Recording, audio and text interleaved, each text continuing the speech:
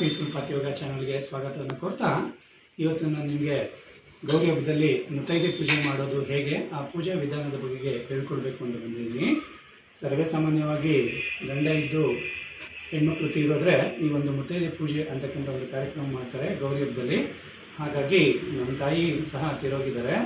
ಆ ತೀರೋಗಿರ್ತಕ್ಕಂಥ ತಾಯಿಗೆ ಒಂದು ಪೂಜೆ ಮಾಡಬೇಕು, ಮತ್ತು ಗೌರಿ ಪೂಜೆ ಲೆಕ್ಕದಲ್ಲಿ ಮುತ್ತೈದೆ ಪೂಜೆಯನ್ನು ಹೇಗೆ ಮಾಡಬೇಕು, ನಮ್ಮ ಸಂಸ್ಕೃತಿ, ನಮ್ಮ ಆಚಾರ ವಿಚಾರಗಳು ಮುಂದಿನ ತಲೆಮಾರಿಗೆ ಹೇಗೆ ವರ್ಗಾವಣೆ ಆಗಬೇಕು ಅನ್ನೋದನ್ನು ನಾವೇ ಹೇಳ್ಕೊಡ್ಬೇಕು. ಹಾಗಾಗಿ ಪೀಸ್ಫುಲ್ ಪಾತ್ ಯೋಗ ಚಾನಲ್ನಲ್ಲಿ ಒಂದು ಹೊಸ ಪ್ರಯತ್ನ, ಪೂಜಾ ಕಾರ್ಯಕ್ರಮಗಳ ಬಗೆಗೆ ತಿಳಿಸ್ಕೊಡ್ಬೇಕು ಅಂತೇಳಿ ಈ ಒಂದು ಕಾರ್ಯಕ್ರಮವನ್ನು ಮಾಡ್ತಾಯಿದ್ದೀನಿ.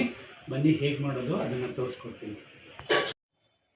ನೋಡಿ, ತುಂದರ್ವಿ ನೀರಲ್ಲಿ ಒಂದು ಬಿಂದಿಗೆಯಲ್ಲಿ ಫಸ್ಟು ನೀರನ್ನು ತುಂಬ ಇಟ್ಕೊಳ್ಬೇಕು. ಒಂದು ಪೀಠದ ಮೇಲೆ ಆ ಬಿಂದಿಗೆನ ಇಟ್ಟು ಅವ್ರಿಗಾಗಿ ಒಂದು ಸೀರೆಯನ್ನು ಹೊಸದಾಗಿ ನಾವು ತೆಗೆದುಕೊಂಡು ಬರಬೇಕು. ಆ ಸೀರೆಯನ್ನು ಆ ಒಂದು ತುಂದರ್ವಿ ನೀರಿನ ಮೇಲೆ ಇಟ್ಟು ಅವ್ರು ಬಳಸ್ತಾ ಇದ್ದಂತಹ ಯಾವುದಾದರೂ ಒಡವೆಗಳನ್ನು ಈ ಒಂದು ಸೀರೆ ಮೇಲೆ ಇಟ್ಕೊಂಡು ಅವ್ರಿಗೆ ಇಷ್ಟವಾದಂಥ ಯಾವುದಾದ್ರು ಒಂದು ನೈವೇದ್ಯ, ನೋಡಿ ನಮ್ಮ ತಾಯಿಗೆ ಶಾವಿಗೆ ಇಷ್ಟ, ಹಾಗಾಗಿ ಶಾವಿಗೆನ ನೈವೇದ್ಯ ಮಾಡಿದ್ದೀನಿ.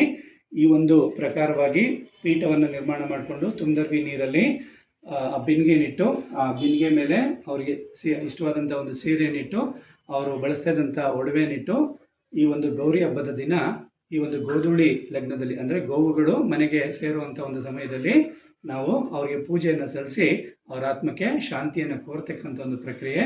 ಹಾಗಾಗಿ ಯಾರು ಆಚರಣೆಗಳು ನೆಲೆಸಿದ್ದೀರಿ ಅಥವಾ ತಾಯಿ ಮುತ್ತೈದೆಯಾಗಿ ತೀರೋಗಿರ್ತಕ್ಕಂಥ ತಾಯಿದಿರು ಯಾರಾದರೂ ಇದ್ದರೆ ಆ ಮುತ್ತೈದೆ ಪೂಜೆಯನ್ನು ಮಾಡೋದ್ರ ಮುಖೇನ ಅವ್ರಿಗೆ ಶಾಶ್ವತವಾದಂಥ ಮೋಕ್ಷವನ್ನು ನಾವು ಕೊಡೋಣ ಅಂತ ಹೇಳ್ತಾ ಈ ಒಂದು ಪ್ರಯತ್ನವನ್ನು ಮಾಡಿದ್ದೀನಿ. ಎಲ್ರಿಗೂ ಧನ್ಯವಾದ.